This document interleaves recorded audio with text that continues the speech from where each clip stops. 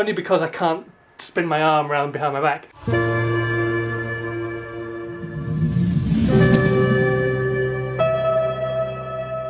Morning! How the devil are you? Well, excellent. I'm just about to go and make my porridge oats for the morning, get myself some good oats and all that malarkey. Nudge nudge, wink wink and everything. I've just had a really good session at the gym after not being able to really do a massive amount yesterday other than the morning and the nighttime session. I managed to have a really good session this morning, and I'm going to go again at lunchtime and do biceps, and then tonight back to the pole vault track, down there doing some more jumping, and hopefully that's going to go well as well. And I've got a feeling it's going to be a good day. It's a Tuesday, which actually for most people is the longest day of the week, as we all know. It's going to be a good Tuesday. It's going to be a short one. It's going to finish quickly. It's going to be great. That's it. Positive thinking, Simon. Keep thinking positive. Positive, positive, positive. I am positive.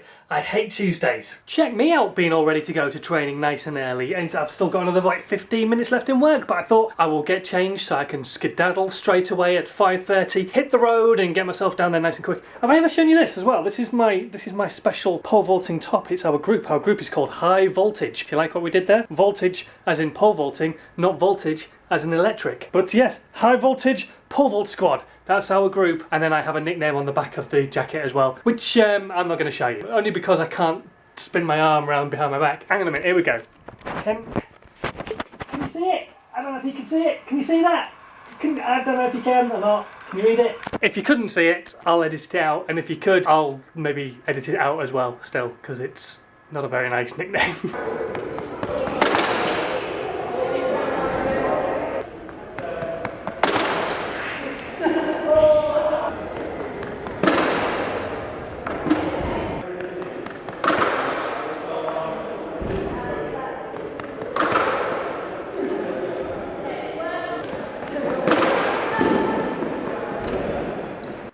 Back home. That was a really good pole vault session. I felt that was good. I don't know what you thought and how it looked. I know the video camera wasn't perfectly placed to be able to see everything, but it was resting on a chair with a sock keeping you in the right position. So yeah, it wasn't perfect. I am sat down because I'm going to try and maybe tell you a little story, because I've been asked a few times to talk about this and my experience at university and how I ended up working in the industry that I work in through university.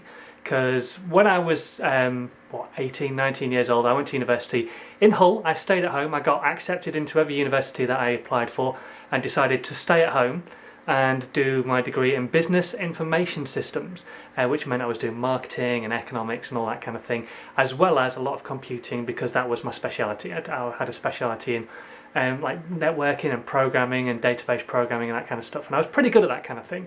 I'd been hired by a few companies in Hull to do stuff for them beforehand while I was doing my A-levels, and I thought, well, why the hell not? I want to go to university, I might as well do something that I'm remotely good at, and then when I come out I can earn lots of money being a business analyst. That was my plan. I was going to be a business analyst, go into companies and say, you know what you do is crap, you need to sort it out, you need to do this, this and this, and then you can fix everything. But my plans changed a little bit. In my final year, a couple of friends of mine, Paul and Tim, and I all decided to do the university radio station, a radio station called Siren FM. It was what's called an RSL, which is a temporary licensed radio station, and it runs for 30 days, and we were offered the opportunity to present the mid-morning show on a Friday, but then the breakfast show on a Saturday and a Sunday, which was an awesome chance for us to all have a go at driving the desk. So every single day there was somebody else working the mixer. One day was Paul, one day was Tim, one day was me.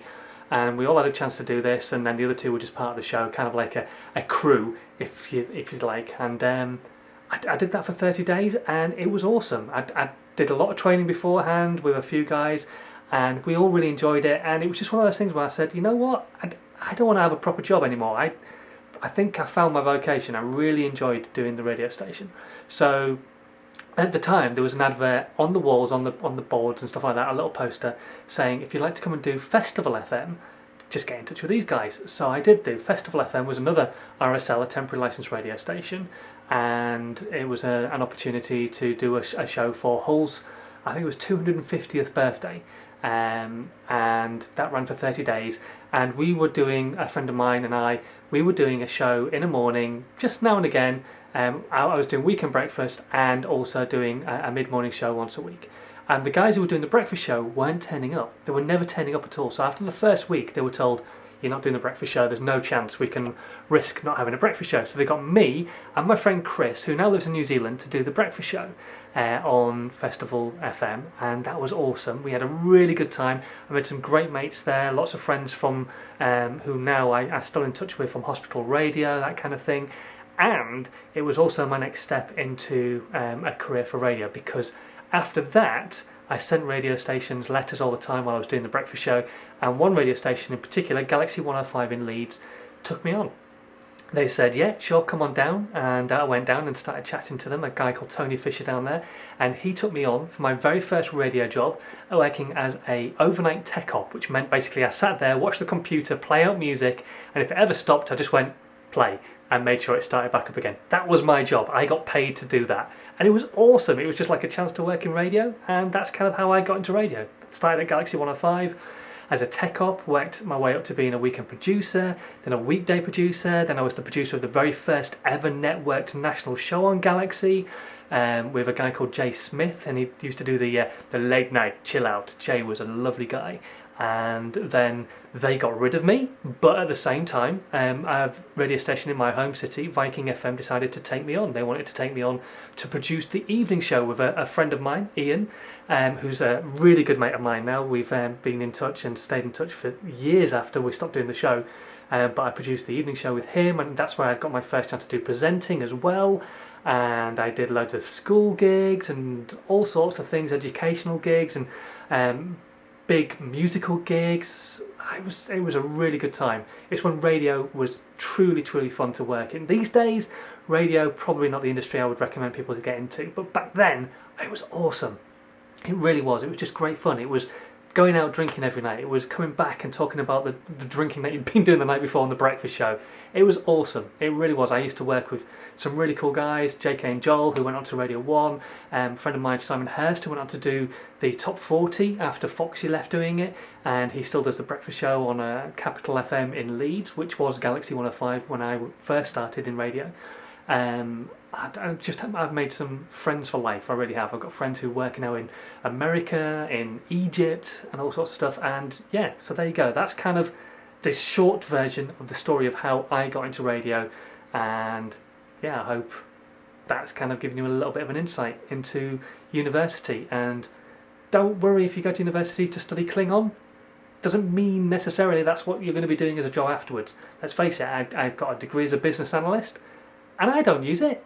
I use it a little bit now, more in my job, but originally that wasn't the plan. I was never going to be a business analyst. After my final year at university, I was going to be a world famous radio presenter. And I might not have managed that quite, but I've managed to make a career for myself in radio, and I've thoroughly enjoyed the last, whatever it is, God, how many years? 15 years I've worked in radio. It's been awesome. Oh, it's so good to be in bed. Oh, blimey.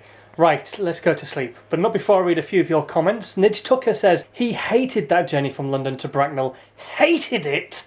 And told me also to have a good sleep. I'll have a good sleep now, just for you. Geeky Gamer says, nothing wrong with short vlogs. Little bites ain't that bad. Thank you very much. And Parmigiana says, I love IKEA. The nearest one to me is in Chicago. About 5 hours drive away, but it's worth it for a table and a lamp and some meatballs. Let's face it. I will see you guys tomorrow morning. Sleep tight. Don't let the bedbugs bite. Sweet dreams, and don't forget to register everything you've eaten and trained and all that kind of stuff on MyFitnessPal, and I will see you on there tomorrow. And click on that End Slate surprise video as well. It'll take you to a brand new piece of content. If you leave them a message and you're brand new to the vlogs and stuff like that, then you never know, you might even win yourself a Stop Jabbering On wristband. And who wouldn't want one of those, let's be honest. See you tomorrow, guys. Bye! You're watching Stop Jabbing On.